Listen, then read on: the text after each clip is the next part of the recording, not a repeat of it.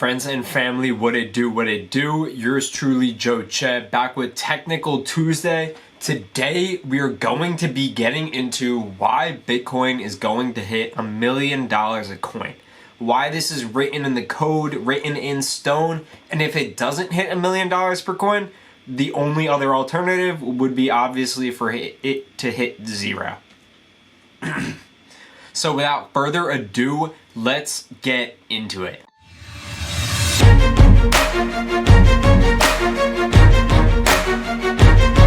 So just looking here at the Bitcoin chart, we're looking at Ethereum.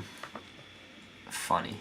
So just looking at the Bitcoin chart, going out to the weekly chart, looking at it from a huge macro perspective on everything that Bitcoin has basically gone through. We can get rid of these to kind of get rid of those confusions. But you can see here, it's gone through waves. As you know, you watched the last videos of Technical Tuesday, so you know that Bitcoin, I trade Bitcoin, I've been taught to trade Bitcoin, I truly believe this, but it isn't an asset.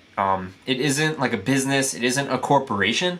I treat this like a technology, like the adoption of internet, like the adoption of airplanes, like the adoption of television, okay? It's not gonna be something that people just put their money into and it's a money machine. It has utility.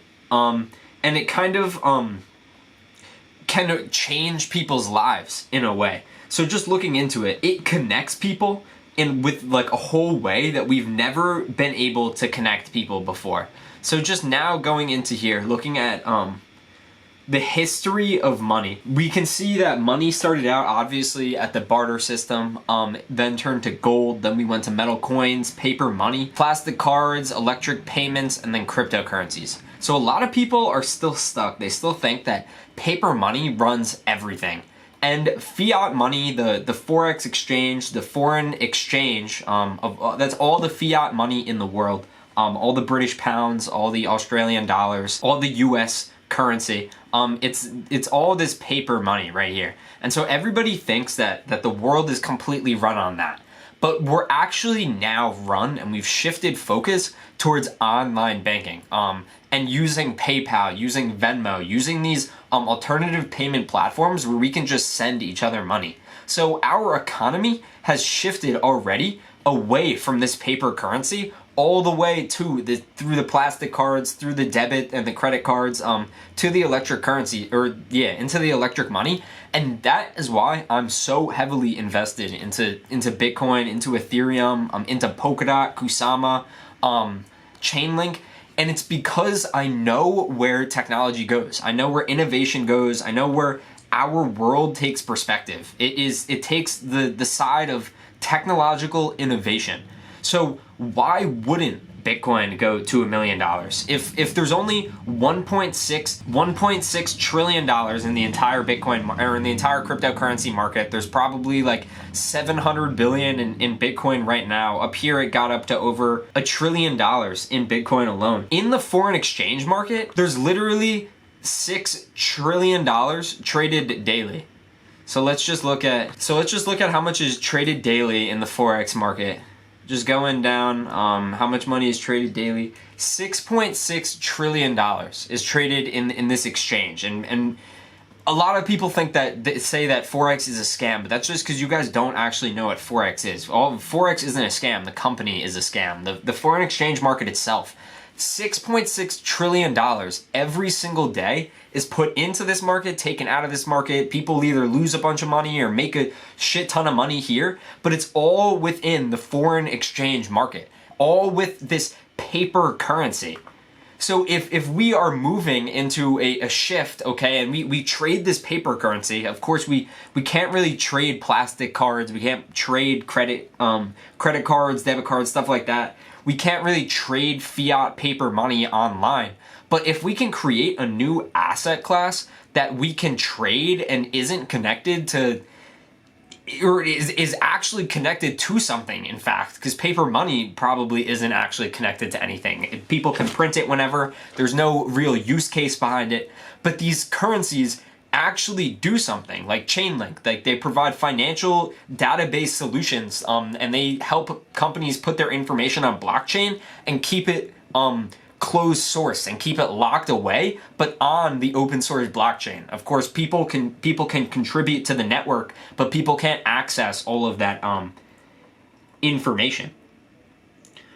So of course the total amount of money in the Forex market is kind of hard to gauge because it's literally all the fiat money in the world. But just then looking at it, there's over $360 trillion in the world, and only 1.6 trillion of it is tied up into this cryptocurrency. The rest of it is in real estate, is in fiat money, is in bonds, is in whatever it is. Imagine the shift of what it would be if all of this paper money went into this cryptocurrency space and we put all of our money that didn't have anything backing it towards these projects that can be traded as currencies, but that have use cases and real causes behind them, and that make it easy to actually connect, the world around us and the world that we live in. So just going back to it, going back to Bitcoin, of course, Bitcoin will hit $1 million, just because scrolling in here, we can look at the changes that have happened over time, this huge gain that we're going through right now, the gain that happened in 2017, the gain that happened back all the way down in 2013. And then you could see this small one, I won't zoom in, but this small one all the way down in here's the one down in 2011, all the way at the beginning of Bitcoin, and then 2013 and stuff like that. So we just need to actually look at these coins for what these coins actually are. Like, of course, Ethereum isn't Ethereum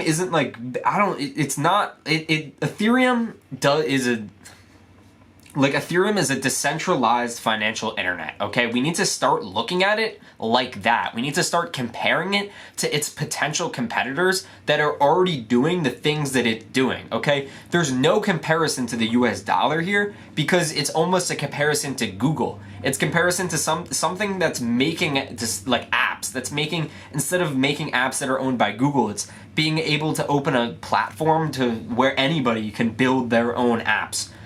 So we really just need to take a deep look into what these coins really are, and just going on CoinGecko,